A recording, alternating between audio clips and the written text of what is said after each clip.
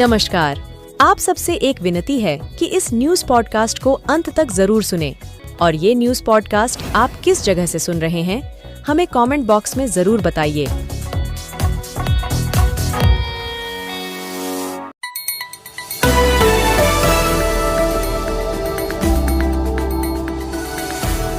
सबसे पहले रुख करेंगे सुर्खियों का। शपथ लेने के 6 दिन बाद सीएम नीतीश कुमार ने मंत्रियों के बीच विभागों का बंटवारा कर दिया। बंटवारे में जेडीयू को 19, बीजेपी को 23, हम को 2 और निर्दलीय को 1 विभाग मिला है। सीएम नीतीश पहले की तरह गृह विभाग संभालेंगे। डिप्टी सीएम सम्राट चौधरी को वित्त विभाग और डिप्टी सीएम विजय कुमार सिन्हा को पथ निर्माण और कृषि विभाग की जिम्मेदारी मिली है। मंत्रियों को विभाग बंटवारे में सबसे ज्यादा फायदा जेडीयू को हुआ है। पैसा, पावर और बड़े विभाग सीएम ने अपनी पार्टी के खाते में रख लिया है। नीतीश के पास गृह विभाग, सामान्य प्रशासन, निगरानी विभाग है, जबकि बीजेपी के पास पावर के नाम पर विधि विभाग मिला है। नालंदा में राजगीर बिहार शरीफ मुख्य मार्ग पर एक अनियंत्रित बस ने साइकिल सवार कोचिंग जा रही छात्रा को रौंद दिया। घटना के बाद आक्रोशित लोगों ने यात्रियों से भरी बस में आग लगा दी। गुस्साए लोगों ने ड्राइवर के साथ मारपीट की। आरएलजेपी के केंद्रीय संसदीय बोर्ड का अध्यक्ष पूर्व सांसद सूरज भान सिंह को बनाया गया है। 21 नेताओं को संसदीय बोर्ड का सदस्य बनाया गया। सूरज भान को बड़ा पद देने के पीछे मुख्य वजह चिराग पासवान की बढ़ती ताकत है। पशुपति पारस ने उन पर भरोसा जताया है। पटना समेत बिहार के 31 जिलों में 6 फरवरी तक बारिश होने की संभावना है। 2 दिनों तक न्यूनतम तापमान में 4 डिग्री सेल्सियस गिरावट दर्ज की जा सकती है। 72 घंटे के बाद न्यूनतम तापमान में 3 डिग्री सेल्सियस बढ़ोतरी होने की उम्मीद है। मौसम विभाग के अनुसार 15 फरवरी तक सुबह शाम ठंड महसूस होगी। वैशाली में डॉक्टर्स को अबॉर्शन करता देख 5 महीने की गर्भवती का एक महिला सफाई कर्मी ने अपने घर में ही अबॉर्शन कर दिया। तबीयत बिगड़ने के बाद पूनम देवी उसे अपने साथ सदर अस्पताल लेकर पहुंची, जहां चिकित्सकों ने उसे मृत घोषित कर दिया। भोजपुर में चोर एटीएम काटकर 7 लाख रुपए उड़ा ले गए। 3 से 4 की संख्या में पहुंचे नकाबपोश चोरों ने सीसीटीवी कैमरे पर काले रंग का स्प्रे कर दिया था। फिर भी आरोपी हिडन कैमरे की नजर से नहीं बच पाए। चोर पहले एटीएम को खोलने की कोशिश करते हुए दिखे। नाकाम होने पर गैस कटर से उसे काट देते हैं। मोतिहारी में सब्जी खरीद रहे 4 लोगों को अनियंत्रित टाटा नेक्सॉन ने रौंद दिया। 1 की मौत हो गई, 3 का इलाज जारी है। घटना से नाराज ग्रामीणों ने कार चालक को बंधक बना लिया। मौके पर पहुंची पुलिस पर ग्रामीणों ने हमला कर दिया। भागलपुर में पुलिस की गाड़ी में पेट्रोल खत्म हो गई तो कैदियों ने धक्का मारा। 500 मीटर तक 4 कैदियों से गाड़ी को धक्का दिलवाया गया। चारों की शराब मामले में गिरफ्तारी हुई थी। भाजपा के वरिष्ठ नेता लालकृष्ण आडवाणी को भारत रत्न से सम्मानित किया जाएगा। बिहार के सीएम नीतीश कुमार और डिप्टी सीएम सम्राट चौधरी ने खुशी जताई है। साथ ही उन्होंने इसके लिए पीएम मोदी का भी आभार जताया।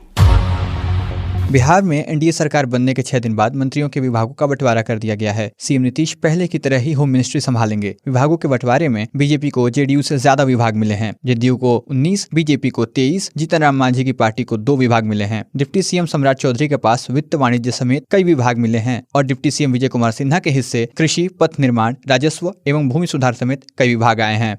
वहीं बिहार में सीएम नीतीश के एनडीए में वापस शामिल होने के बाद आरजेडी और कांग्रेस खेमे में मीटिंग्स का सिलसिला जारी है। सीट शेयरिंग पर बिहार कांग्रेस चीफ अखिलेश सिंह ने लालू यादव से मुलाकात की। दोनों के बीच राज्यसभा चुनाव पर भी चर्चा हुई। पंजाब के गवर्नर बनवारी लाल पुरोहित ने राष्ट्रपति को अपना इस्तीफा भेज दिया है। इस्तीफे का कारण उन्होंने निजी बताया है। उन्होंने अपने इस्तीफे में लिखा है कि अपने व्यक्तिगत कारणों और कुछ अन्य प्रतिबद्धताओं के कारण मैं पंजाब के राज्यपाल और प्रशासक केंद्र शासित प्रदेश चंडीगढ़ के पद से अपना इस्तीफा देता हूं। अगस्त 2021 में उन्होंने पंजाब के 36वें राज्यपाल के रूप में शपथ लिया था। केंद्रीय गृह मंत्री अमित शाह ने लालकृष्ण आडवाणी को भारत रत्न दिए जाने की घोषणा पर खुशी जताई है। उन्होंने सोशल मीडिया प्लेटफॉर्म एक्स पर लिखा कि हमारे वरिष्ठ नेता और देश के पूर्व उप प्रधानमंत्री श्री लालकृष्ण आडवाणी को भारत रत्न दिए जाने की घोषणा से अत्यंत प्रसन्नता हुई। वो आजीवन निस्वार्थ भाव से देश और देशवासियों की सेवा में समर्पित रहे हैं। उन्होंने देश की सुरक्षा, एकता और अखंडता के लिए अभूतपूर्व कार्य किया है। लालकृष्ण आडवाणी को भारत रत्न मिलने की घोषणा पर कांग्रेस अध्यक्ष मल्लिकार्जुन खड़गे ने कहा कि वो इस फैसले का स्वागत करते हैं। वहीं समाजवादी पार्टी अध्यक्ष अखिलेश यादव ने कहा कि लालकृष्ण आडवाणी को भारत रत्न वोट बैंक को साधने के लिए दिया जा रहा है।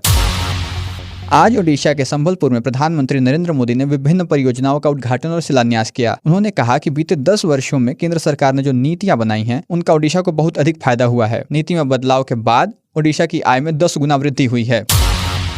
कांग्रेस अध्यक्ष मल्लिकार्जुन खड़गे ने कहा है कि कांग्रेस का साथ नहीं दोगे तो मोदी के गुलाम हो जाओगे। आज दिल्ली के रामलीला मैदान में न्याय संकल्प सम्मेलन में कार्यकर्ताओं को संबोधित करते हुए उन्होंने ये बात कही। लोकसभा चुनाव से पहले उत्तराखंड और ओडिशा के बाद ये उनका तीसरा कार्यकर्ता सम्मेलन है। छत्तीसगढ़ में कांग्रेस ने अपने 88 पदाधिकारियों को नोटिस जारी कर दिया है। राहुल गांधी की न्याय यात्रा की रणनीति बनाने के लिए बुलाई गई बैठक में ये पदाधिकारी एब्सेंट थे। यह बैठक कल को बुलाई गई थी। इसके बाद इन सभी को कारण बताओ नोटिस जारी किया गया है। आम आदमी पार्टी के विधायकों की खरीद फरोख्त के आरोपों के मामले की जांच के लिए क्राइम ब्रांच के एसीपी केजरीवाल को नोटिस देने उनके घर पहुंचे हुए हैं। बताया जा रहा है कि केजरीवाल आवास पर नहीं हैं। उनकी गैर मौजूदगी में सीएमओ नोटिस लेने के लिए तैयार है, लेकिन क्राइम ब्रांच के अधिकारी उन्हें रिसीविंग नहीं दे रहे हैं। आपने सोशल मीडिया प्लेटफॉर्म एक्स पर लिखा कि मोदी ने केजरीवाल के घर तमाशा करने के लिए पुलिस भेजी है। किस कानून में लिखा है कि नोटिस सिर्फ मुख्यमंत्री को पर्सनली दिया जा सकता है? कोटा में प्रतियोगी परीक्षाओं की तैयारी कर रहे विद्यार्थियों में आत्महत्या की घटनाओं पर काबू पाने के लिए वहां के जिलाधिकारी डॉक्टर रविंद्र गोस्वामी ने विद्यार्थियों के साथ बातचीत करने की पहल शुरू की है। इस कार्यक्रम का नाम हर शुक्रवार कलेक्टर के साथ डिनर रखा गया है। समुद्र में निगरानी बढ़ाने के लिए भारतीय नौसेना ने सर्वे वेसल INS संध्याक का आंध्र प्रदेश के विशाखापट्टनम में आज कमीशन हुआ। इस दौरान रक्षा मंत्री राजनाथ सिंह और navy chief admiral R Harikumar नौसेना डॉकयार्ड में मौजूद थे। राजनाथ सिंह ने कहा कि हिंद महासागर में हम सुरक्षा के मामले में पहले स्थान पर पहुंच गए हैं। फ्रांस में भारतीय दूतावास ने कल पेरिस के एफिल टावर पर यूनिफाइड पेमेंट इंटरफेस यानी UPI को लॉन्च किया। गणतंत्र दिवस मनाने के लिए आयोजित भारतीय दूतावास के कार्यक्रम के दौरान यह ऐलान किया गया। एफिल टावर देखने जाने वाले भारतीय पर्यटकों को अब UPI के जरिए ऑनलाइन टिकट खरीदने की सुविधा मिलेगी। कनाडा में भारतीय मूल के 3 लोगों को गिरफ्तार किया गया है। इन पर 133 करोड़ रुपए की ड्रग्स की तस्करी का आरोप है। ये लोग मैक्सिको से ड्रग्स खरीदते थे और कनाडा अमेरिका तक पहुंचाते थे। कनाडा की पुलिस और अमेरिका की जांच एजेंसी FBI ड्रग तस्करों को पकड़ने के लिए डेड हैंड ऑपरेशन चला रही है।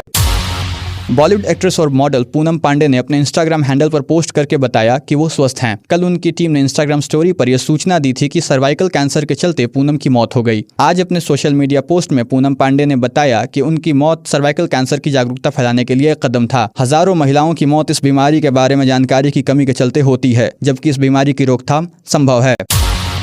कांग्रेस सांसद राहुल गांधी भारत जोड़ो न्याय यात्रा के 19वें दिन झारखंड के गोड्डा पहुंचे। सरकंडा में लोगों से बातचीत में उन्होंने भाजपा और RSS पर नफरत फैलाने और प्रधानमंत्री नरेंद्र मोदी पर अरबपतियों का कर्ज माफ करने का आरोप लगाया है। राहुल ने कहा कि हमारी लड़ाई बीजेपी RSS के लोगों के दिल में भरी नफरत और डर के खिलाफ है। ये लोग नफरत और डर की राजनीति करते हैं। वहीं केंद्रीय मंत्री अनुराग ठाकुर ने इंडिया गठबंधन पर निशाना साधते हुए कहा, मोहब्बत की दुकान में नफरत का सामान बिक रहा है। तभी तो पहले नीतीश कुमार चले गए, अब ममता बनर्जी जाने का नाम ले रही हैं और ये भी कह रही हैं कि कांग्रेस को 40 सीटें भी नहीं मिलेंगी।